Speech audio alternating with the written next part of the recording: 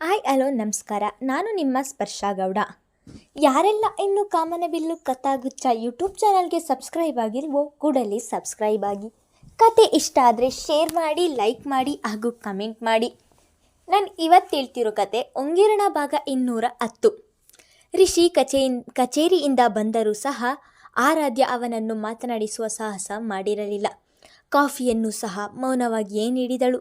ತನ್ನ ಅತ್ತೆಯ ಜೊತೆ ಅಡಿಗೆ ಕೆಲಸಕ್ಕೆ ಸಹಾಯ ಮಾಡುತ್ತಾ ಇಷ್ಟರವರೆಗೂ ಅಡಿಗೆ ಮನೆಯಲ್ಲಿ ಇದ್ದವಳು ಈಗ ತನ್ನ ಕೋಣೆಗೆ ಬಂದು ರಿಷಿಯೇ ಮೊದಲು ಮಾತನಾಡಿಸಲಿ ಎಂದು ಹುಡುಕಿ ಕೆಲಸ ಮಾಡುತ್ತಿದ್ದಳು. ಆಫೀಸ್ನಲ್ಲಿ ಇರುವಾಗ ಕಾಲ್ ಮಾಡಿ ಮಾತನಾಡಿಸಿದವಳು ಈಗ ಮಾತನಾಡಿಸದಿರುವುದನ್ನು ನೋಡಿ ಅವನು ಕೂಡ ತುಂಬ ಸಮಯದವರೆಗೆ ಕಾಯುತ್ತಿದ್ದನು. ಅವಳು ಮಾತನಾಡಿಸದೆ ಇರುವುದನ್ನು ನೋಡಿ ಇನ್ನು ತನ್ನಿಂದ ಸಹಿಸಲು ಆಗುವುದಿಲ್ಲ ಎನ್ನುವಂತೆ ಅವಳು ಕಬೋರ್ಡ್ ಬಳಿ ನಿಂತು ಬಟ್ಟೆ ಜೋಡಿಸುತ್ತಿರುವವಳ ಬಳಿಗೆ ಹೋಗಿ ಹಿಂದೆಯಿಂದ ಅವಳನ್ನು ಬಳಸಿದನು. ಅವನು ಬಳಸುತ್ತಿದ್ದ ಹಾಗೆ ಮೈ ರೋಮಾಂಚನವಾದಂತಾಗಿ ಕೆಲಸ ಮಾಡುತ್ತಿದ್ದ ಕೈಗಳು ಹಾಗೆ ತಟಸ್ಥವಾದವು. ಮಧ್ಯಾಹ್ನ ಕಾಲ್ ಮಾಡಿ ತಲೆನೋವು ಹೇಗಿದೆ ಎಂದು ವಿಚಾರಿಸಿದವರು ಮನೆಗೆ ಬಂದ ತಕ್ಷಣ ಏನನ್ನು ಮಾತನಾಡದೆ ಸುಮ್ಮನಿದ್ದೀರಲ್ಲ, ಯಾಕೆ ಎಂದು ಅವಳ ಕಿವಿಯ ಬಳಿ ಬಾಗಿ ಕೇಳಿದನು. ರಿಷಿ ಹತ್ತಿರಕ್ಕೆ ಬರುತ್ತಿದ್ದ ಹಾಗೆ ಈಗಲೂ ಕೂಡ ಅದೇ ನಾಚಿಕೆ, ಅದೇ ಮುಜುಗರ ಅವಳಲ್ಲಿ. ಅವನ ಬಿಸಿ ಉಸಿರು ಕೊರಳಿಗೆ ರಾಚುತ್ತಿದ್ದಾಗೆ ಅವಳಿಗೂ ಕಂಪನ ಶುರುವಾಗಿತ್ತು. ತನ್ನನ್ನು ಹೆಚ್ಚು ದಿನ ಮಾತನಾಡಿಸದೆ ಅವಳಿಂದ ಇರಲು ಆಗುವುದಿಲ್ಲ ಎಂದು ರಿಷಿ ಕೂಡ ಚೆನ್ನಾಗಿ ಅರಿತಿದ್ದಾನೆ. ಇಲ್ಲ, ಅದು ಕೆಲಸ ಮಾಡುತ್ತಿದೆ ಎಂದು ತಡೆದು ನುಡಿದಿದ್ದಳು. ಹೊರಗೆ ಕೆಲಸ ಮಾಡಿ ರೂಮಿನ ಒಳಗೆ ಬಂದು ಎಷ್ಟೊತ್ತಾಯಿತು ಎಂದು ಹೇಳುತ್ತಲೇ ಬಟ್ಟೆ ಹಿಡಿದಿದ್ದ ಅವಳ ಕೈ ಹಿಡಿದಿದ್ದನು. ಇನ್ನು ಈ ಮುನಿಸು ತನ್ನಿಂದ ಸಾಧ್ಯವಿಲ್ಲ ಎನ್ನುವಂತೆ ಒಡನೆ ಅವನೆಡೆಗೆ ತಿರುಗಿ ತಬ್ಬಿದವಳು, ನೀವು ನನ್ನ ಜೊತೆ ಮಾತನಾಡಲಿಲ್ಲ ಎಂದರೆ ನನಗೆ ಸಹಿಸಲು ಆಗುವುದಿಲ್ಲ. ಪ್ಲೀಸ್ ನನ್ನ ಜೊತೆ ಮಾತು ಬಿಡಬೇಡಿ ಎಂದು ಅಳಲು ಶುರು ಮಾಡಿದಳು. ಅವಳ ಅಳು ನೋಡಿದ ಇವನ ಮನಸ್ಸು ಒದ್ದಾಡಿ ಹೋಗಿತ್ತು. ಪ್ಲೀಸ್ ಆರಾಧ್ಯ, ಅಳ್ಬೇಡಿ, ಸಾರಿ, ಇನ್ನೊಮ್ಮೆ ಹಾಗೆಲ್ಲ ಮಾಡುವುದಿಲ್ಲ ಎಂದನು.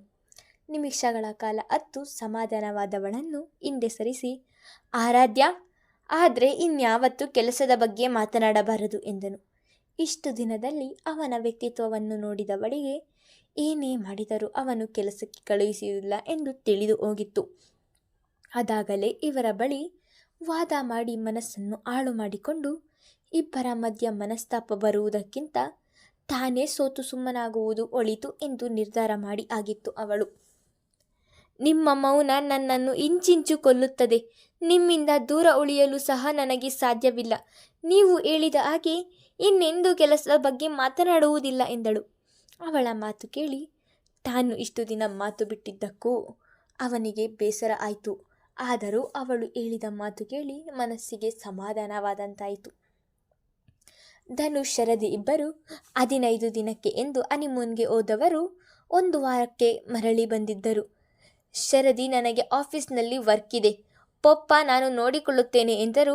ಅವರಿಗೆ ಪ್ರೆಷರ್ ಜಾಸ್ತಿ ಆಗುತ್ತದೆ, ನಿನಗೆ ಬೇಜಾರಿಲ್ಲ ಅಲ್ವಾ ಎಂದು ಶರದಿಗೆ ಹೇಳಿದರೆ ಅವಳು ಖುಷಿಯಿಂದಲೇ ನನಗೇನು ಬೇಜಾರಿಲ್ಲ, ನನಗೂ ಇಲ್ಲಿಯ ಫುಡ್ ಅಡ್ಜಸ್ಟ್ ಆಗ್ತಿಲ್ಲ ಎಂದು ಹೇಳಿದ್ದರಿಂದ ಇಬ್ಬರು ಹೊರಟು ಬಂದಿದ್ದರು. ನೋಡಿ ಪಾಪ, ಅವಳು ಅಷ್ಟು ಆಸೆಯಿಂದ ಹೋಗಿದ್ದರೆ 1 ವಾರಕ್ಕೆ ಅವಳನ್ನು ಕರೆದುಕೊಂಡು ಬಂದಿದ್ದಾನೆ. ಇಲ್ಲಿ ಅದೇನು ಅರ್ಜೆಂಟ್ ಇತ್ತು? ನಿಮ್ಮ ಮಗನಿಗೆ ನಾ ಕಾಣೆ. ರಾತ್ರಿ ಎಲ್ಲರೂ ಕುಳಿತು ಊಟ ಮಾಡುತ್ತಿರುವಾಗಲೇ ಧನುಷ್ ಬಗ್ಗೆ ಅಸಮಾಧಾನ ವ್ಯಕ್ತಪಡಿಸುತ್ತಿದ್ದರು ಸ್ಪಂದನ.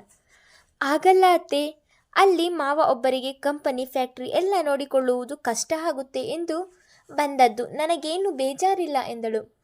ಕಂತೆಗೆ ತಕ್ಕಂತೆ ನೀನು ಕೂಡ ಸರಿಯಾಗಿದ್ದೀಯಾ ಎಂದರು. ಬರುವಾಗಲೇ ತನ್ನ ತಾಯಿಯ ಮಾತನ್ನು ಕೇಳಿಸಿಕೊಂಡು ಡೈನಿಂಗ್ ಟೇಬಲ್ ಬಳಿ ಬಂದು ತಂದೆಯ ಪಕ್ಕ ಕುಳಿತವನು, ಏನು ಪಪ್ಪ, ಮಮ್ಮಿ ನನ್ನ ಮೇಲೆ ಕಂಪ್ಲೇಂಟ್ ಹೇಳುತ್ತಿದ್ದಾರೆ ಎಂದನು. ಸ್ಪಂದನ ಅವರು ಮಗನೆಡೆಗೆ ಕೋಪದಲ್ಲಿ ನೋಡಿದರೆ, 1 ವಾರಕ್ಕೆ ವಾಪಸ್ ಬಂದಿದ್ದೀಯಾ ಎಂದು ನಿನ್ನ ಮಮ್ಮಿಗೆ ನಿನ್ನ ಮೇಲೆ ಕೋಪ ಬಂದಿದೆ ಎಂದು ಮುಗುಳು ನಕ್ಕರು. ಅಷ್ಟು ದಿನ ಅಲ್ಲಿ ಯಾರು ಇರುತ್ತಾರೆ, ಹೋಗಿ ಪಪ್ಪ. ಇವಳು ಬೇರೆ ಊಟ ತಿಂಡಿ ಮಾಡುವಾಗ ನನಗೆ ಅಡ್ಜಸ್ಟ್ ಆಗಲ್ಲ ಎಂದು ಬೊಬ್ಬೆ ಹೊಡೆಯುತ್ತಿದ್ದಳು ಎಂದು ಈ ಬಾರಿ ಹೆಂಡತಿಯ ಮೇಲೆ ಹಾಕಿದವನು, ಪಪ್ಪ ಒಂದು ಕೆಲಸ ಮಾಡಿ, ನೀವೇ ಮಮ್ಮಿಯನ್ನು ಕರೆದುಕೊಂಡು 15 ದಿನ ಎಲ್ಲಾದರೂ ಹೊರಗೆ ಹೋಗಿ ಬನ್ನಿ ಎಂದು ಎಲ್ಲರೆದುರಿಗೆ ಹೇಳಿದರೆ ಮಗನ ಮಾತು ಕೇಳಿದ ಸ್ಪಂದನ ಅವರಿಗೆ ತಿನ್ನುತ್ತಿದ್ದ ಊಟ ನೆತ್ತಿಗೆ ಹತ್ತಿತ್ತು. ಊಟ ಬಡಿಸುತ್ತಿದ್ದ ಸೀತಾ ಅವರಂತೂ ಅಲ್ಲಿ ನಿಲ್ಲಲು ಆಗದೆ ಅಡಿಗೆ ಮನೆ ಸೇರಿಬಿಟ್ಟರು. ಶರದಿಗೆ ನಗು ಬಂದರೂ ನಗಲಾಗದೆ ಒಳಗೊಳಗೆ ನಗುವನ್ನು ತಡೆದವಳು, ಅತ್ತೆ ನಿಧಾನ, ನೀರು ಕುಡೀರಿ ಎಂದು ಅವರ ಮುಂದೆ ನೀರು ಹಿಡಿದಿದ್ದಳು.